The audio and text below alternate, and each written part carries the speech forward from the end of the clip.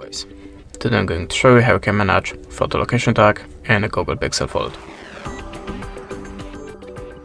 So, in the first step, open the camera app, tap on the arrow icon, and go to normal settings. Now, as you can see, you have a save location, so try to switch it on here, but if you cannot do it, like me, we have to go back, hold the finger on the camera icon, and choose the little information.